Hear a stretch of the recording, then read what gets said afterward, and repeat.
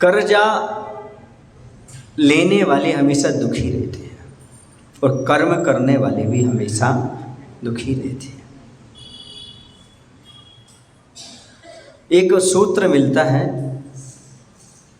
उस समय मिलता है जब यक्ष परीक्षा लेता है पांचों पांडवों की। आपको मालूम, उदाहरण सुनाने की जरूरत नहीं है, तो अन्य लोगों को वो अचेत कर देता है कि लिए बाज में कौन बसते हैं, युधिष्ठिर बसते हैं। युधिष्ठिर से पूछते हैं वो यक्ष कि बताओ किम बोधते, संसार में कौन प्रसन्न रहता है, कौन आनंद से रहता है, कौन सुख से रहता है, इसका उत्तर दो। तो युधिष्ठिर बोलते हैं जो कभी कर्जा नहीं लेता वो संसार में हमेशा खुश रहता है, सुखी रहता है, आनंद का अनुभव करता है। तो हमें कभी कर्जा नहीं लेना चाहिए, क्योंकि कर्जा जो होता है वो हमेशा दुखदाई होता है, हमेशा दुख देने वाला होता है। क्योंकि जैसा कर्जा करोगे कालांतर में ब्याज सहित आपके लिए कर्जा लौटाना पड़ेगा। कर्जदार आपके पास कभी भी आकर के कर्जा मांग सकता है, इसलिए कर्जा एक तो लो नहीं, लोते हो तो लेने से पहले सोचो कि ये कर्जा हमको ही चुकाना पड़ेगा, दूसरा नहीं चुकाएगा। और कर्जा लेने वाले कभी सुखी नहीं होते, हमेशा तनाव में रहते हैं। कर्जा लेने वाले कभी सुखी नहीं होते, हमेशा तनाव में रहते हैं। और याद रखो, कर्जा इस भाव में नहीं परभाव में भी चुकाना पड़ सकता है आपको, क्योंकि यदि इस भाव में कर्जा नहीं चुकाया आपने तो पर भाव में बैल बन करके कर्जा चुकाना पड़ता है, नौकर बन करके कर्जा चुकाना पड़ता है। ये कर्जा आपने किया है तो इसी भाव में कर्जा अर्थात पूर्ण कर्जा चुका जा, वरना पर भाव में बैल बन करके चुकाना पड़ेगा। इसलिए कर्जा नहीं लेना चाहिए, कर्जा नहीं करना चाहिए। जो कर्जा करते हैं वो हमेशा दुखी रहते हैं। जो व्यक्ति आय से अधिक खर्चा करते हैं वो नियम से कर्जदार हो जाते हैं। इसलिए अपनी इच्छाओं पर थोड़ा कंट्रोल करो, कर्जा मत करो, क्योंकि कर्जा हमेशा दुख देने वाला है। कर्जा हमेशा सल्ले की तरह चुभने वाला है। कर्जा हमेशा आदमी को तनाव टेंशन में रखने वाला है।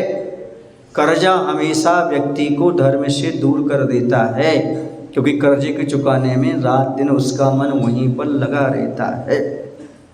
इसलिए कर्ज कहो, ऋण कहो, टैक्स कहो, ये मत अपने ऊपर भार लेकर के चलो। इसे जैसे बने वैसे छोड़ने का प्रयास करो। ठीक कर्म की भी यही दशा है। जीवन में कभी अशुभ कर्म मत करो।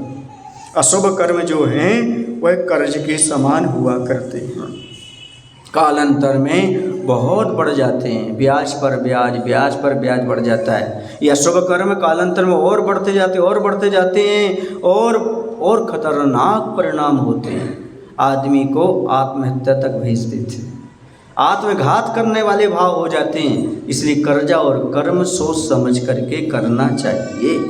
कम बोलो, पाप से बचो, कम हिंसा करो, क्रियाएं कम करो, क्योंकि ये सारा का सारा कर्म जो तुम बांध रहे हो वो आगे आपको जैसे कर्ज अन्य भाव में भी चुकाना पड़ता है, वैसे कर्म भी इस भाव में नहीं भाव में चुकाना पड़ता है।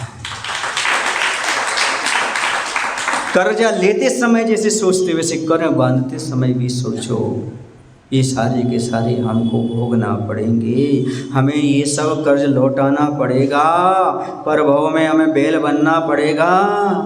क्योंकि कहते हैं कर्म के पास दया नहीं होती, इसी कर्जा देने वाले के पास भी दया नहीं होती। कर्म निर्दयी होता है, क्योंकि तुमने निर्दयता पूर्वक कर्म बांधा है, इसलिए वह भी निर्दयता पूर्वक फल देता है। जैसा आपने बांधा है वैसा फल मिलता है। कर्म को निर्दयी मत कहो, तुम निर्दयी मत बनो, तुम दयावान बनो, कर्म भी तुम पर दया करने लगेगा। इसलिए ये शिल्पी जो है डर रहा है, भैया ऐसे कर्म ना बन जाएं हमें कि भाव भाव में हमारे लिए दुख के कारण बन जाएं। आज कोई पाप कर्म से डरते नहीं है, पाप से आज भय है ही नहीं है आदमी को। कैसे करें? पाप से थोड़ा तो डरो भैया, थोड़ा तो कर्म से डरो। कर्ज लेने से बहुत सारे लोग डरते हैं, लेकिन कर्म से बहुत कम लोग डरते हैं। कर्ज तो तलजली चुकाने का भाव भी रखते हैं, लेकिन कर्म को समाप्त करने का भाव रखते हो क्या? जैसे लिया हुआ, मजबूरी में लिया हुआ कर्जा जल्दी जल्दी चुकाने का भाव आपके अंदर आता है, जो कर्जा लिया है बहुत जल्दी में ये कर्जा चुका दूं, वैसे ही आपके जीवन में कोई पाप कर्म हो जाए तो जल्दी जल्दी समाप्त करने का भाव रखना और प्रायश्चित लेकर के उसे शुद्ध करने का भाव रखना, तभी तुम सही धर्मात्मा कहलाओगे।